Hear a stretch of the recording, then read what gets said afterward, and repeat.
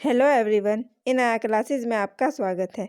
आज हम class 10th के व्याकरण का चैप्टर क्रिया पढ़ेंगे। क्रिया क्रिया किसे कहते हैं? जिस शब्द के द्वारा किसी काम के करने या होने का बोध हो उसे क्रिया कहते हैं। जैसे घोड़ा दौड़ता है, सुमित पुस्तक पढ़ता है, बंदर पेड़ पर है, ताल में कमल हैं। इन वाक्यों में दौड़ता है घोड़े का काम है, पढ़ता है सुमित का कार्य प्रकट करता है बंदर के पेड़ पर होने का भाव है और हैं ताल में कमल के होने का भाव प्रकट करते हैं। अतः कार्य का करना या होना क्रिया है। परिभाषा के आधार पर क्रिया के कार्यों को दो वर्गों में बांट सकते हैं। नंबर 1 करना और होना। करना क्रिया से किसी कार्य के करने का बोध होता है, अतः इस वर्ग की क्रियाओं को कार्यवाची क्रिया कहते हैं। जैसे विद्यार्थी पत्र लिखता है, श्याम पानी पीता है। इसमें पत्र लिखने का काम विद्यार्थी करता है और पानी श्याम पीता है, इसलिए यहाँ पर कार्यवाची क्रिया है। होना क्रिया से किसी वस्तु का होना अर्थात अस्तित्व प्रकट होता है, अतः इस वर्ग की क्रियाओं को अस्तित्ववाची क्रिया कहते हैं। जैसे ताजमहल सुंदर है, प्रातःकाल का समय है। धातु निम्नलिखित वाक्यों में क्रिया के विभिन्न रूपों को समझते हैं। पत्र सुंदर और स्पष्ट लिखना चाहिए। प्रेम अस्पष्ट पत्र लिखता है। दर्पण ने पत्र लिखा। भैया मुझे भी पत्र लिखिए। जल्दी जल्दी मत लिखो। मैं तो जल्दी जल्दी ही लिखूंगा। इन वाक्यों में लिखना क्रिया के विभिन्न रूप मिलते हैं। इन रूपों में समान अंश है लिख। अतः इस प्रकार कह सकते हैं कि क्रिया का निर्माण जिन मूल शब्दों से होता है वह धातु कहलाते हैं। धातु रूप दो प्रकार से हो सकते हैं, मूल धातु रूप और यौगिक धातु रूप। मूल धातु रूप वह होते हैं जो बिना प्रत्यय के होते हैं, जिनमें प्रत्यय नहीं जुड़ा हुआ होता है, जैसे पढ़ लिख आदि। और दूसरे होते हैं जो यौगिक धातु रूप, वह प्रत्यय के जुड़ने से बनते हैं, जैसे पढ़ से पढ़ना, चल से चलना, लिख से लिखना आदि। धातु में ना जोड़कर सामान्य क्रिया का रूप बनता है, जैसे लिखना, पढ़ना, दौड़ना आदि। शब्दकोशों में क्रिया का सामान्य रूप ही मिलता है, ना हटाकर वह फिर से धातु रह जाती है। धातु के भेद सामान्य या मूल धातु, जैसे खाना, सोना, पढ़ना। व्युत्पन्न धातु, जैसे करना से करवाना, मरना से मरवाना। मरना क्रिया है और इससे जो धातु बनती है वह व्युत्पन्न धातु कहलाती है। मरवाना पीना से पिलाना। नाम धातु, जैसे लाज से लजाना, हाथ से हथियाना, रंग से रंगना। मिश्र धातु कार्य करना, नजर आना, धक्का खाना, उधार देना, काम होना। और नंबर 5 अनुकरणात्मक धातु, खटखटाना, हिनहिनाना, चहचहाना, फटफटाना। क्रिया के भेद क्रिया के भेद कर्म, संरचना और अर्थविधि के आधार पर समझे जा सकते हैं। नंबर 1 कर्म के आधार पर क्रिया के भेद। कर्म के आधार पर क्रिया के दो भेद होते हैं, अकर्मक क्रिया और सकर्मक क्रिया। अकर्मक क्रिया का अर्थ है जिस वाक्य में कर्म नहीं हो, अर्थात जिस क्रिया को कर्म की आवश्यकता ना हो, उसे अकर्मक क्रिया कहते हैं।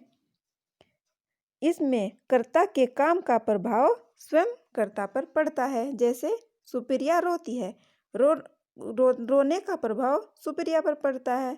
सुषमा हंसती है। इसी प्रकार इसको निम्न प्रकार से समझेंगे। अकर्मक क्रिया के व्यापार और फल दोनों कर्ता पर पड़ते हैं। यदि क्रिया से पहले क्या अथवा किसको लगाकर प्रश्न करने पर कोई उत्तर नहीं मिले तो क्रिया अकर्मक होगी। जैसे क्या रोती है, उत्तर नहीं पता है। किसको रोती है, उत्तर नहीं है। क्या हंसती है, किसको हंसती है, उत्तर नहीं है। अतः रोती है और हंसती है अकर्मक क्रियाएं हैं। इन पर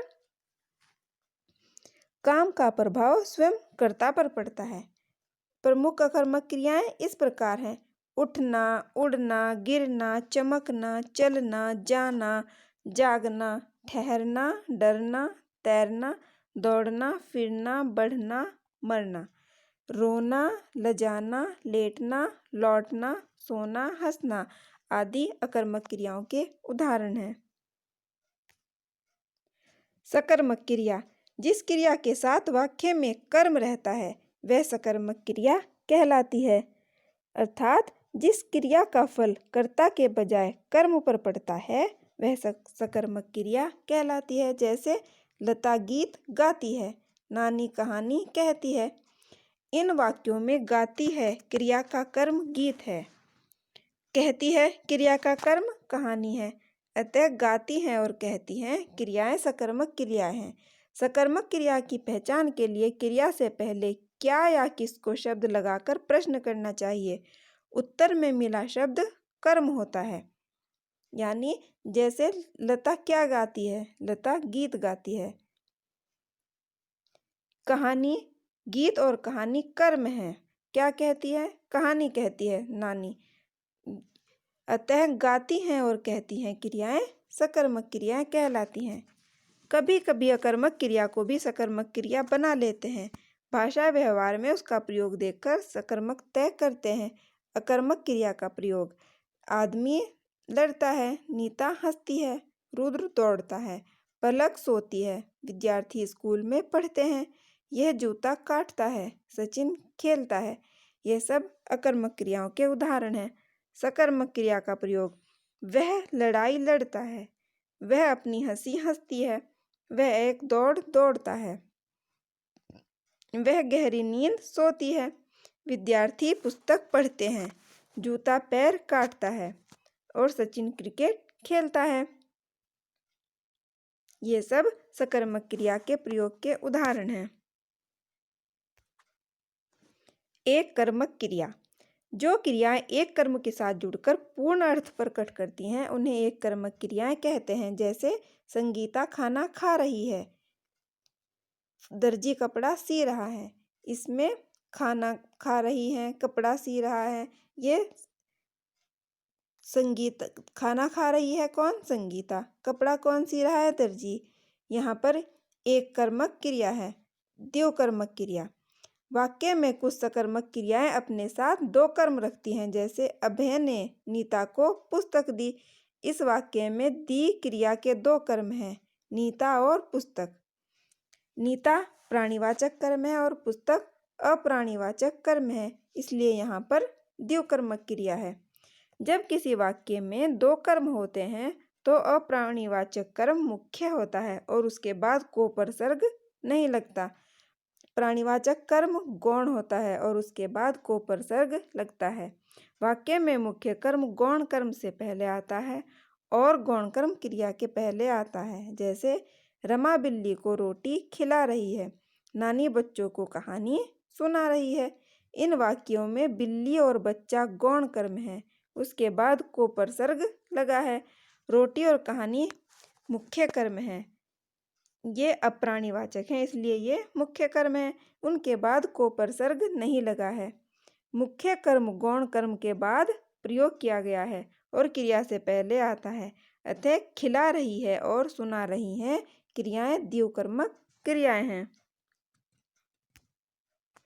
द्योकर्मक क्रिया की पहचान: द्योकर्मक क्रिया की पहचान करने के लिए क्रिया के साथ क्या, किसे, किसको प्रश्न करना होता है। यदि केवल एक प्रश्न का उत्तर मिले तो क्रिया सकर्मक होती है और यदि दो प्रश्नों का उत्तर प्राप्त हो तो क्रिया द्योकर्मक कहलाती है। जैसे रमा क्या खिला रही है? रोटी। किसे खिला रही है? बिल्ली को। नानी क्या सुना रही है? कहानी। किसे या किसको सुना रही है? बच्चों को। अर्थात दोनों वाक्य द्योकर्मक हैं। अपूर्ण क्रिया: निम्नलिखित वाक्यों में क्रियापद पर ध्यान दीजिए। नेताजी सुभाष चंद्र बोस हमारे थे, क्या थे? नहीं पता। वे हैं, सरकार ने उन्हें बनाया। इन वाक्यों में थे, हैं, बनाया क्रियापद होने के बाद भी वाक्य का पूरा अर्थ नहीं निकलता है। और अब इन वाक्यों को समझते हैं। नेताजी सुभाष चंद्र बोस राष्ट्रनायक थे, वे सम्मानीय थे, सरकार ने उन्हें राज्यपाल बनाया। इन वाक्यों में थे, हैं, वो, बनाया क्रियापद होने के बाद भी वाक्य का पूरा अर्थ नहीं निकलता है।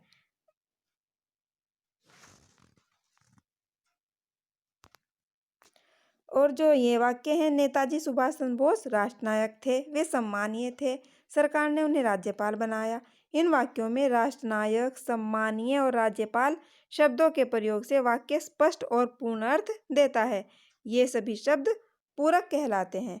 वाक्य में ऐसी क्रियाएं जो स्पष्ट तथा पूर्ण अर्थ प्रकट नहीं करती अपूर्ण क्रिया कहलाती हैं। पूरक अपूर्ण क्रियाओं के अर्थ को पूर्ण करने के लिए जब शब्द प्रयोग में लाए जाते हैं तो वे पूरक कहलाते हैं। जैसा कि ऊपर एग्जाम्पल में दिया गया है कि नेताजी सुभाष चंद्र बोस हमारे थे, ये अपूर्ण वाक्य है। वे नेताजी सुभाष चंद्र बोस राष्ट्रनायक थे, ये शब्द पूरक कहलाते हैं जो वाक्य को पूर्ण करते हैं। और इस प्रकार की क्रिया अपूर्ण क्रिया कहलाती है। यहाँ पर यह चैप्टर पूरा होता है। आशा है आपको समझ में आया होगा। वीडियो को लाइक करें, शेयर करें और चैनल को सब्सक्राइब करना मत भूलें।